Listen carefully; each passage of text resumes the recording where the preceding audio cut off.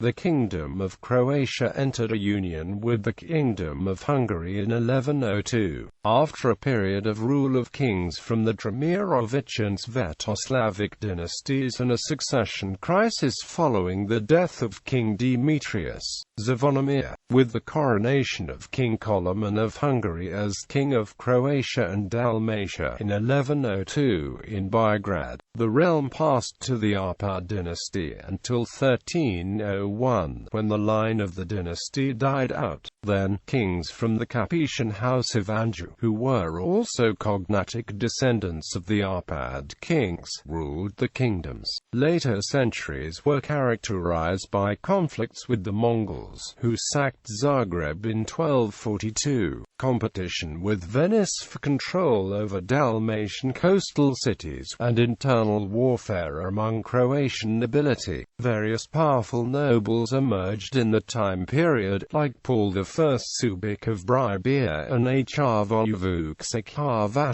that secured de facto independence for the realms. The Ottoman incursion into Europe in the 16th century significantly reduced Croatian territories and left the country weak and divided. The last common king was Louis II from the Jagiellonian dynasty. After his death in 1526, during the Battle of Mohacs and a brief period of dynastic dispute, both crowns passed to the Austrian House of Habsburg, and the realms became part of the Habsburg monarchy. Some of the terms of Coloman's coronation and the later status of the Croatian nobles are detailed in the Pacta Conventa, a document preserved only in transcript from the 14th century. The precise terms of this relationship became a matter of dispute in the 19th century. Nonetheless, even in dynastic union with Hungary, institutions of separate Croatian statehood were maintained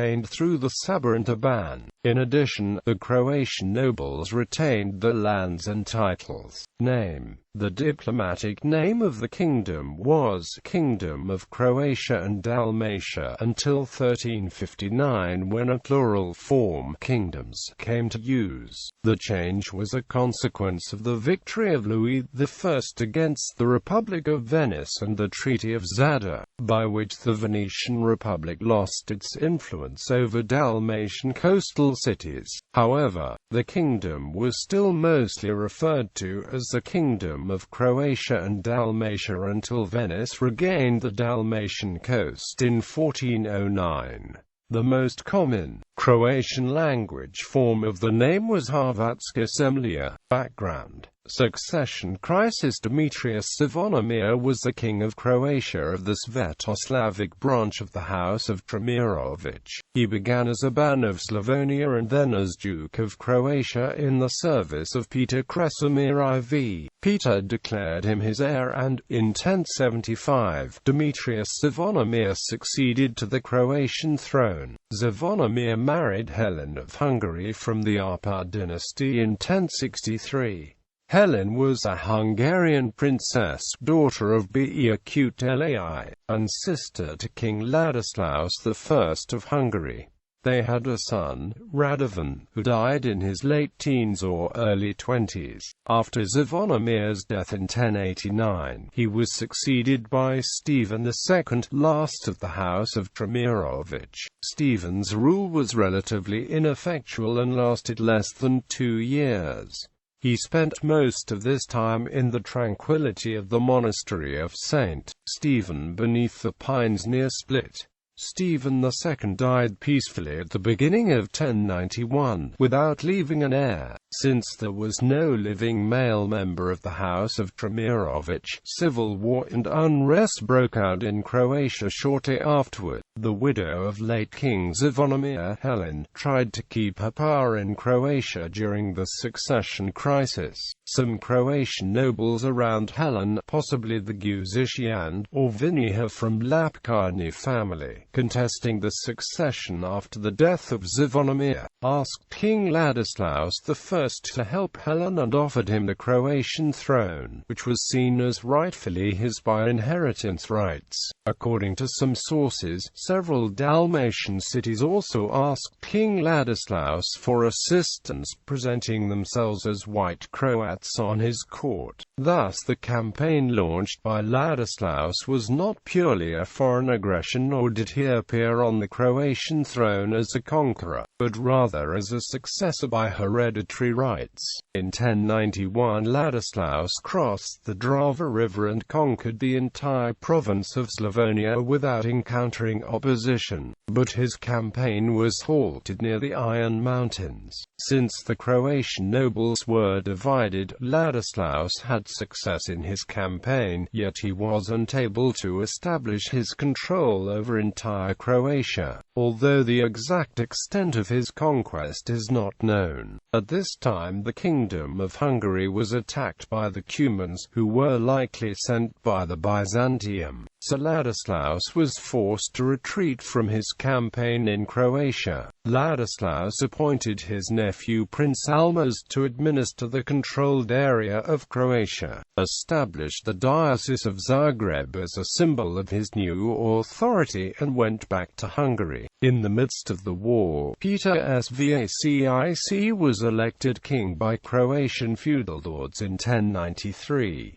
Peter's seat of power was based in Nin. His rule was marked by a struggle for control of the country with Almaz, who wasn't able to establish his rule and was forced to withdraw to Hungary in 1095. Ladislaus died in 1095, leaving his nephew Coloman to continue the campaign. Coloman, as was the case with Ladislaus before him, wasn't seen as a conqueror but rather as a pretender to the Croatian throne. Coloman assembled a large army to press his claim on the throne, and in 1097 defeated King Peter's troops in the Battle of Gvozd Mountain, who was killed in battle. Since the Croatians didn't have a leader anymore and Dalmatia had numerous fortified towns that would be difficult to defeat, negotiations started between Coloman and the Croatian feudal lords. It took several more years before the Croatian nobility recognized Coloman as the king. Coloman was crowned in Biograd in 1102, and the title now claimed by Coloman was King of Hungary, Dalmatia, and Croatia. Some of the terms of his coronation are summarized in Pact Conventa, by which the Croatian nobles agreed to recognize Coloman as king. In return, the 12 Croatian nobles that signed the agreement retained their lands and properties and were granted exemption from tax attributes. The nobles were to send at least 10 armed horsemen each beyond the Drava River at the king's expense if his borders were attacked. Despite that Pact Conventa is not an authentic document from 1102, there was almost certainly some kind of contract or agreement between the Croatian nobles and Coloman which regulated the relations in the same way. Historical context: in 1102, after a succession crisis,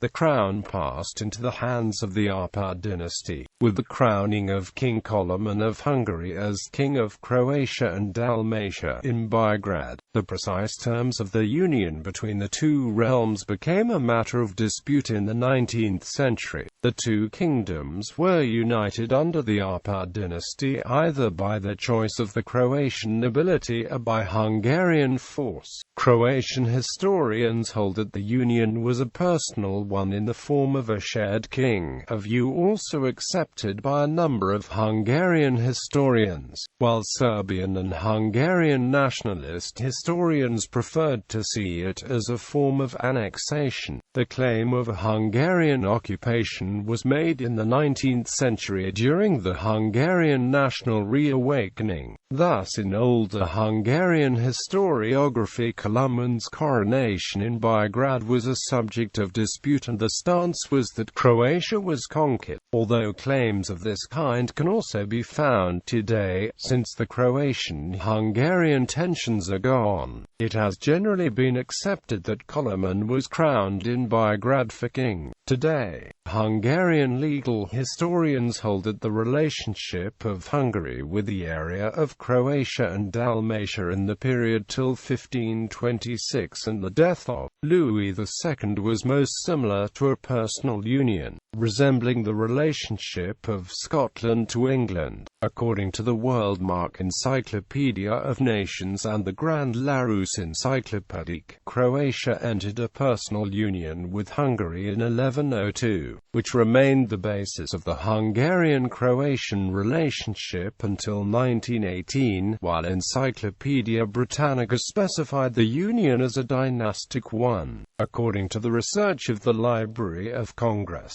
Coloman crushed opposition after the death of Ladislaus and won the crown of Dalmatia and Croatia in 1102, thus forging a link between the Croatian and Hungarian crowns that lasted until the end of World War I. Hungarian culture permeated northern Croatia. The Croatian-Hungarian border shifted often, and at times Hungary treated Croatia as a vassal state. Croatia had its own local governor, or ban, a privileged landowning nobility, and an assembly of nobles, the Saba. According to some historians, Croatia became part of Hungary in the late 11th and early 12th century, yet the actual nature of the relationship is difficult to define. Sometimes Croatia acted as an independent agent and at other times as a vassal of Hungary. However, Croatia retained a large degree of internal independence. The degree of Croatian autonomy fluctuated throughout the centuries, as did its borders. The alleged agreement called Pacta Conventor Equalita is today viewed as a 14th-century forgery by most modern Croatian historians. According to the document, King Coloman and the 12 heads of the Croatian nobles made an agreement, in which Coloman recognized their autonomy and specific privileges. Although it is not an authentic document from 1102, nonetheless there was at least a non-written agreement that regulated the relations between Hungary and Croatia in approximately the same way. While the content of the alleged agreement is concordant with the reality of rule in Croatia in more than one respect, geography and administrative organization, the Kingdom of Croatia was bounded to the west by the Dalmatian coast, bounded to the east by the courses of the Vrbara and Neretva, to the south by the lower Neretva, and to the north by the Gvozd mountain and river Kupa. The territory between Dalmatia and Neretva, western Hum, was not always in Croatia's possession. The term Dalmatia referred to several coastal cities and islands, at times used as a synonym of Croatia, and was to spread further inland only with the expansion of Venice in the 15th century. In the second half of the 15th and early 16th century, borders of Croatia spread north and included the territory of the Zagreb county and its surroundings, that have already been under the same administration.